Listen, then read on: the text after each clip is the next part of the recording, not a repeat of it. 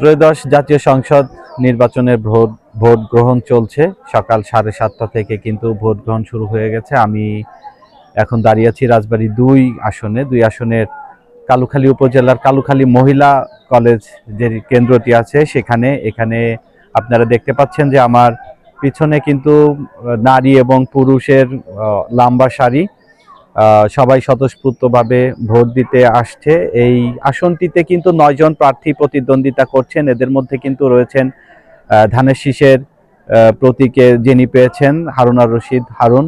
অন্যদিকে আছেন জামায়াত সমর্থিত 11 দলীয় জোটের যে প্রার্থী আছে এনসিপি জামিল হিজাজি, আছেন স্বতন্ত্র প্রার্থী সাবেক এমপি নাসিরুল হক সাবু, আছেন হাতপাকার প্রার্থী সহ আরো স্বতন্ত্র প্রার্থী আছেন। 9 জন প্রার্থী এখানে প্রতিদ্বন্দ্বিতা করছেন। প্রায় 5.5 লাখ ভোটার এই আসনটিতে।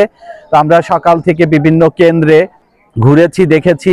একটা বিষয় লক্ষ্য করা গিয়েছে, সেটা হচ্ছে যে কিছু কিছু কেন্দ্রে ভোটারের উপস্থিতি ভালো পাওয়া গেছে, আবার কিছু কেন্দ্রে কিন্তু ভোটারের উপস্থিতি খুবই কম দেখা গেছে। তবে সেই ক্ষেত্রে মহিলা ভোটাররা কিন্তু অনেকটাই এগিয়ে আছে। আমরা যে কেন্দ্রগুলো পরিদর্শন করেছি সেই কেন্দ্রের বরাত দিয়ে বলতে পারি যে মহিলা ভোটাররা কিন্তু স্বতঃস্ফূর্তভাবে অংশগ্রহণ করছেন পুরুষ ভোটারদের তুলনায় খুব বেশি।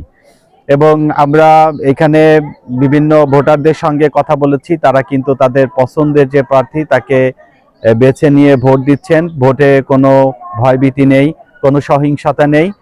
স্বতঃস্ফূর্তভাবে রাজবাড়ীর 2টি আসনেই, রাজবাড়ী 1 এবং 2, এই 2টি আসন মিলেই কিন্তু ভোট গ্রহণ চলছে। এখন পর্যন্ত কোনো অপ্রীতিকর ঘটেনি বা এইরকম খবর আমরা পাইনি। তবে ভোটের আগের দিন কিছু একটা কেন্দ্র বালিয়াকান্দি, রাজবাড়ী 2 আসনের বালিয়াকান্দি একটা ভোট কেন্দ্র থেকে একটা সিসি ক্যামেরা চুরি হয়ে যাওয়ার অভিযোগ আমরা পেয়েছি। এবং আরেকটা হচ্ছে যে কিছু লাঠিসোঁটা বা ওই নির্বাচনকে বানচাল করার লক্ষ্যে কিছু লোকজন কিছু লাঠিসোঁটা ইট পাটকেল জোগাড় করে রেখেছিল, সেগুলা কিন্তু মোবাইল কোর্টের মাধ্যমে প্রশাসন সেগুলা উদ্ধার করেছে। এর বাইরে কিন্তু আসলে রাজবাড়ী 2 এবং 1-এ কোনো ঘটনা ঘটেনি। এখন অবধি পর্যন্ত স্বতঃস্ফূর্তভাবে ভোট গ্রহণ চলছে। কোনো প্রার্থীরও কোনো অভিযোগ আমরা এখন পর্যন্ত দেখিনি।